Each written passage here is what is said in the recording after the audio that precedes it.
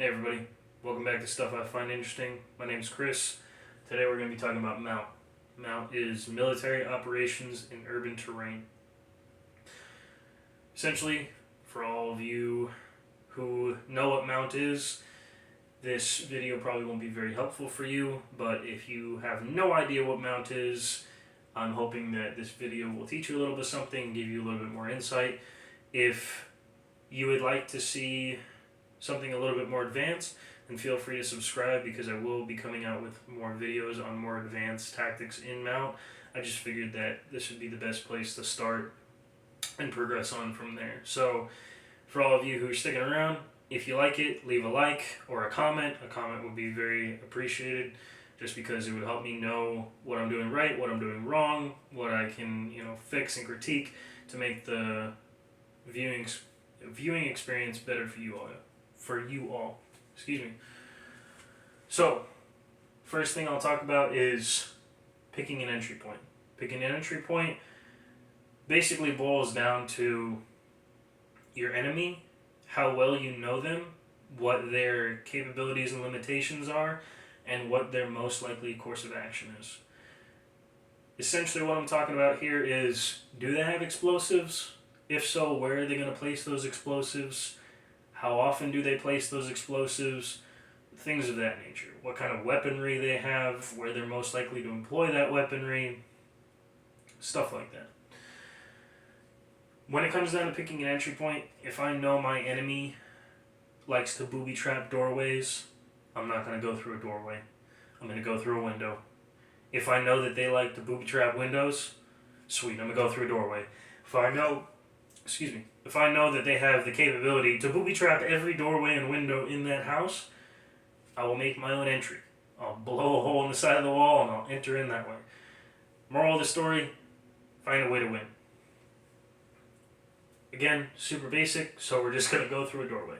We're going to pretend our enemy has no capabilities or limitations for booby traps or other possible things that might injure you or injure your team.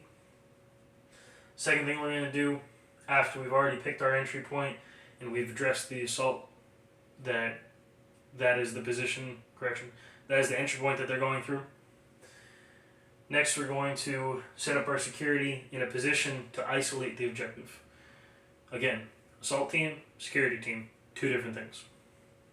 The security team hangs out outside in cover and makes sure that no one pokes their head or peeps out a window or something of that nature to where they could start firing upon you. The best way to isolate any objective, if you have the capability to do so, is always overlap your fields of fire. And that's basically what this little red cone looking thing is. It's a field of fire. It is, that's the man on the ground. It's what am I looking at? My right and my left. Not what can I see, but what do I want to engage? What makes the most sense for me to focus most of my attention on? And if you have a good team leader or a good squad leader, they will assign you a field of fire. And the reason they will assign a field of fire to you is so that you're not lacking as a whole. Your security isn't lacking with any holes in it. Because maybe it's just set up to where there's a window somewhere that nobody's covering. But nobody knows that because they all made up their own fields of fire. So if you're a good team leader or a good squad leader, you're going to make sure that you assign your guys, hey, you're going to cover from here to here, and you're going to make it super basic. So for this guy, right? Hey, back of the house, doorway, window to your left. That's all you. Run over the next guy. Hey, the two windows, that's all you. Run over the third guy. Hey, back of the house, doorway, window to your right. That's all you. Reason that you're doing it is because, one, you're not sitting there explaining, oh, you see that leaf, that bush out there, whatever, or you're not pulling out your compass. It's very hasty. You're just saying, hey, from here to here, you got it. From here to here, you got it. From here to here, you got it. And then cool, everyone's set up. Now you can accomplish with the assault team and let them do their job. Something that is very important with the security element: overlap your fields of fire. I can't stress this enough, and this makes the most sense for the reason being that if I only have one guy looking into one window, he can only see at a certain angle. This guy can see what this guy cannot. I hope that kind of makes sense. I'm trying not to over-explain it, but for anybody who doesn't get what I'm trying to say, is if he has this window and it's only him, and he does not, some guy could be sitting right there, keyed in on your buddy, and you have no idea because you can't see him there. So that's why you want overlapping as a field of fire when you can, so that if, for whatever reason, some guy does pop out, one, you got two guns in the fight. So now you got 2-1, that threat's no longer going to be there. Secondly, they're going to pick up on what each other can't see. So if I'm looking, and I'm standing off on the left side of a window, and I'm looking into it, I can only see what's on the right side of the window.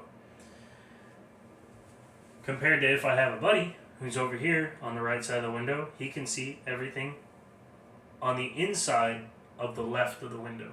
So effectively, we've crisscrossed and are both very vigilant and can see the majority of what is in that area, so that we can know if there's a target, if we need to assess the threat, and go from there. So I won't beat a dead horse on that one. That one's pretty simple. Next thing, I understand that this is all before you even go into the building itself. This is your last step before you will proceed into the building, and that is pawing off the entry. This is going to be kind of hard to explain without me giving a visual demonstration, but I'll try and explain it as best as I can. We're stacked up outside here. If we're stacked up outside here,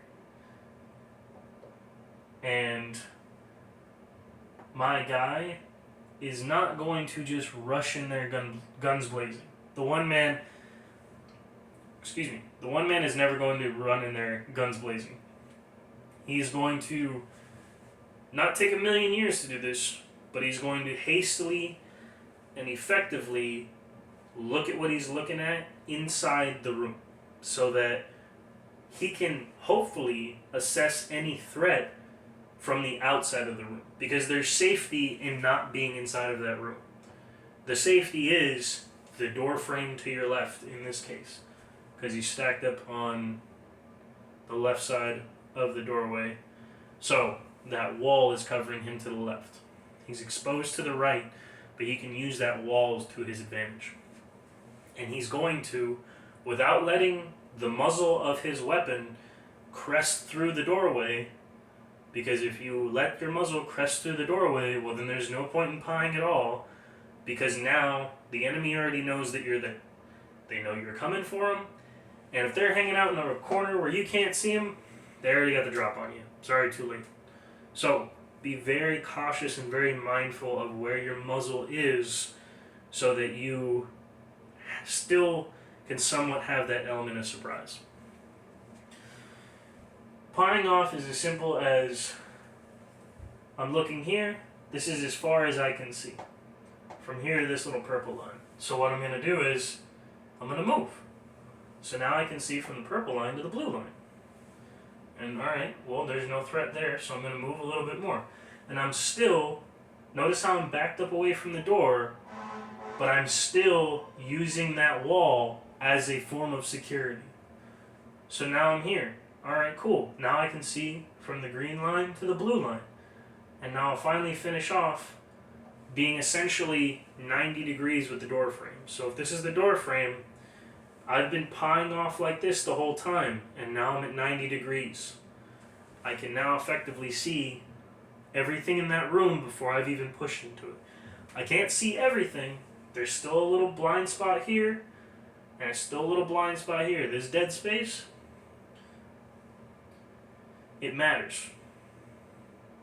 Knowing what is inside the room before you even go into it matters. So, make sure you do not skip this step. Once you've effectively pied off the area, you can tell that this is probably like 30% of the room you haven't seen. There's maybe like 5 to 10% of the room you haven't seen. But you've still seen all of this. So essentially, from going in from guns blazing, not knowing anything, to now pieing off the doorway, you now effectively know what's in the majority of the room. So then you can make your decision as the one man to step in and go right or go left. In this case, since there's more space on this side, it makes more sense to enter and go to the right, so that your two man can enter and go to the left. Reason for this, you always want to go to the You always want to go to the side of the room that has the most unknown to it. The most unknown to you. Because that, if we're a betting man here, if I haven't seen the enemy through this entire thing, I'm betting he's probably over here and not jammed up in this little corner. Because even militarily, common sense wise, this doesn't make much sense to hang out in this corner this close to the doorway. So the enemy's probably going to be over there if there even is a threat inside. So, we've gone over our top 3 little things. Now we're actually going to talk about going through a building itself. Sorry, my magnets are very out of shape. So, there's different ways to do MOUT. There's 2-man MOUT, 4-man MOUT, 5-man MOUT, 6-man MOUT, whatever number except for 1. They always say that you can't do 1-man MOUT, and that's like pretty much attempted suicide. And as much as, you can contest that argument all day, it's best to just never go into a room by yourself unless you absolutely have to. So, for this scenario, most dudes work out of teams of 4, the little fire teams, so we're just going to go based off fire teams. So, let me put this down. My 1-man, my 2-man, my 3-man, my 4-man. What my 1-man is going to do, he's going to pie off that room. He's now seen that to his right, there's a doorway here, unknown here, and there's a doorway here with a small unknown here. So he knows that if he pushes, he's going to push and have to run into this doorway. It makes more sense because he knows that if he's entering on the left side of the building, that there's a lot more unexplored space here. So, for the sake of simplicity, our 1-man is going to go in, and he's going to push right. Boom. Now he has this doorway and the long axis of the hallway covered. So nobody can pop out from around here and attack him or his friends. While that's going on, something I can't stress enough is the 2-man is going to be riding this dude super close. So the second he crests and gets out of the way, he's already in. The 2-man is solely focused on whatever the 1-man is doing until the 1-man has made a decision. Then the 2-man goes back to assessing what is ever in the room. And the reason I say this is because the 1-man is never wrong. Reason being, yeah, we talked about it makes a lot more sense to go right than go left in this situation.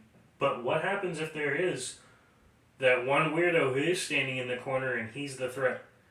Well, now your 1-man's going to have to go left. And what are you going to have to do? Well, you can't let your 1-man get, hit in the back. You have to go left. So if he goes right, you have to be instantly knowing what he's doing, paying attention to what he's doing, and doing whatever is the opposite. If he goes right, you go left. If he goes left, you go right. Simple as that.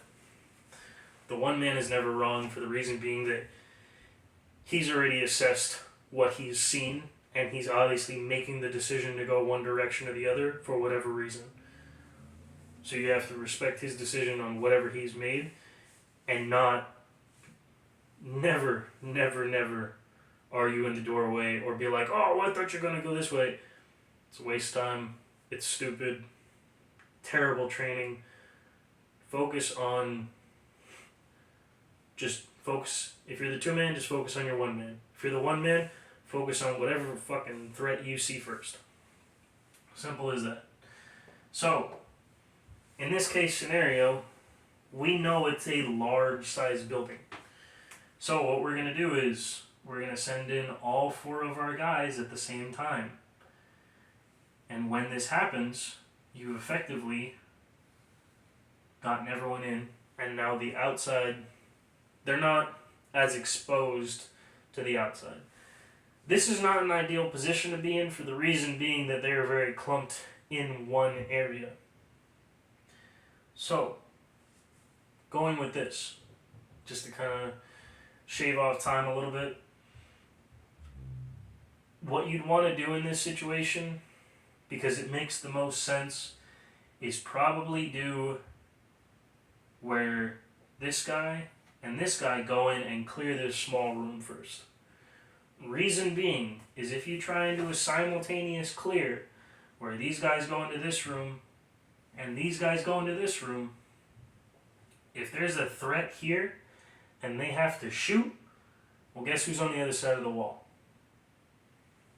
Just because there's a wall in front of you doesn't mean that, your rounds aren't going to go beyond that wall. So, you as the dudes inside and the dudes outside have to be very cautious and understanding of how your team reacts in a certain scenario and how they have their own SOPs and how they do things.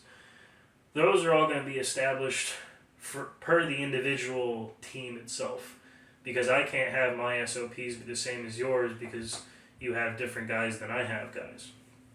And that's completely fine. You just need to find something that works best for your team and works best for you guys. But for this situation, because we're not trying to do no SEAL team sexy or whatever, we have these guys clear the room. Cool. Hey, room's clear. Perfect. Now these guys know that they're not going to get shot if they go into this room. So, what they're effectively doing is while these guys are going in, these guys are like, hey, room clear. They're coming out. Constantly as you're doing MOUT, your positions are going to change. You're no longer going to be the 1-man, now you're going to be the 3-man or the 4-man, or if you're the 2-man, you're going to be the 1-man now. Whatever it is, you're going to change positions. When it comes down to this, if my 1-man has gone in, and he's... Again, we're pawing off every time we do a window or a doorway, even in a house. So especially inside of the house itself, we're going to be pawing off those doorways. You're not going to take a million years to paw off a doorway, but you're going to be quick and you're going to be slick about it. You're going to be, okay, 90, and then push. So, these guys have gone in, 90, the 2-man right on them. 1-man pushes right, 2-man goes left. Now if you'll see, I have these guys going in corners.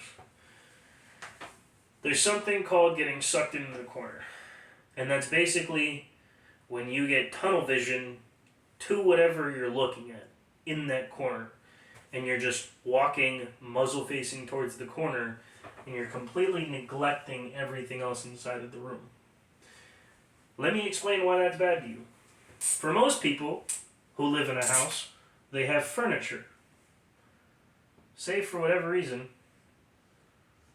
there's a couch or a bed or something they can hide behind. Well, if I get stuck in this corner, I'm only focused on this corner, I'm not paying attention to any possible threat that might come out here from behind this couch or this bed or whatever it is.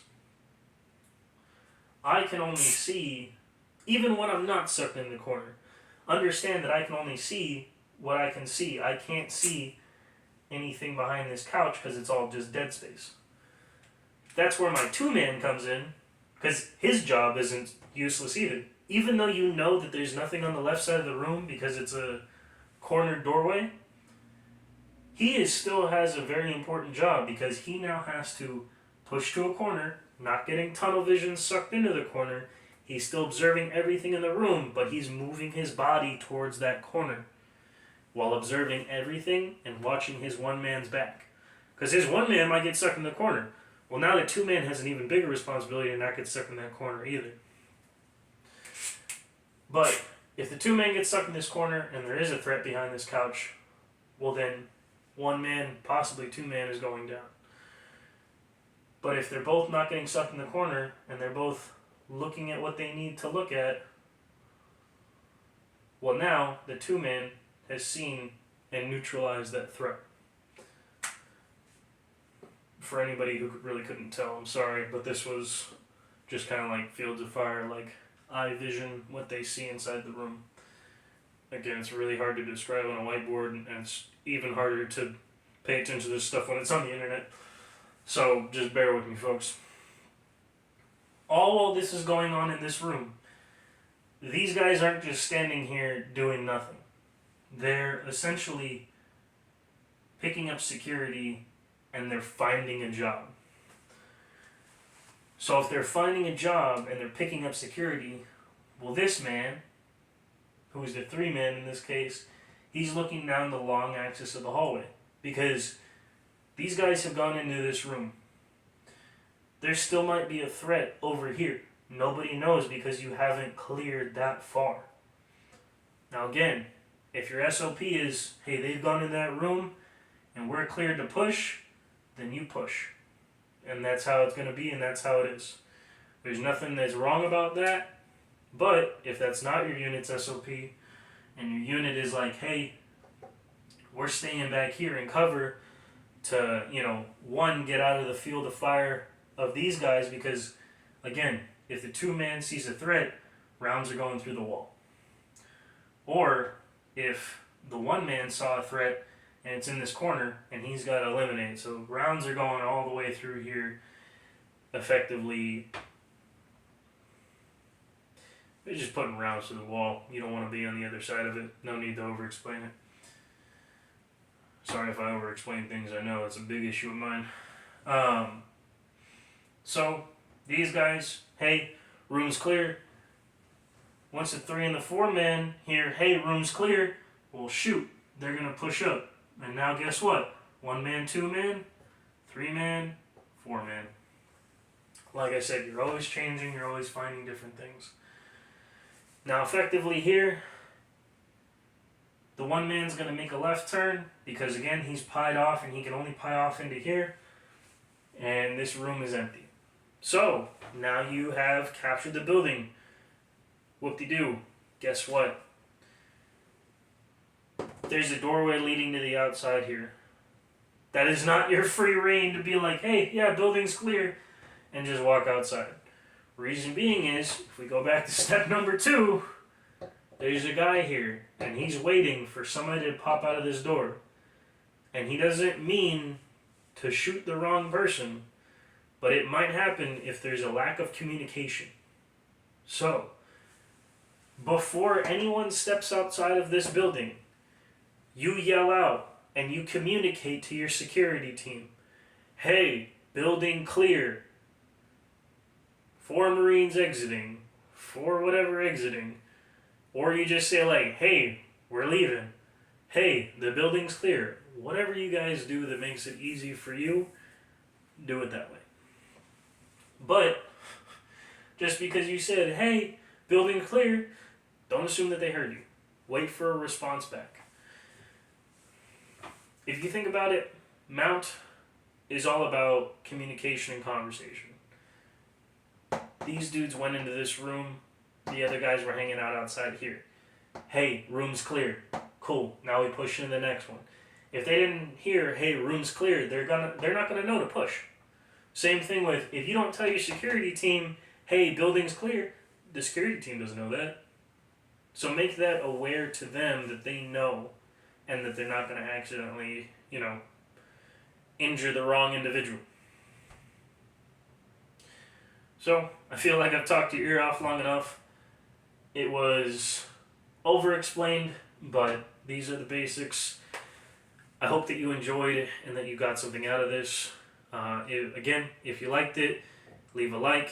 If you think I should improve on something, again, I know I talk too much, but if you think I should improve on anything besides that, let me know in the comments. And again, more advanced versions of MOUT in the future. So if you want to see that, hit the subscribe button, and I'll see you in the next one. Have a good one.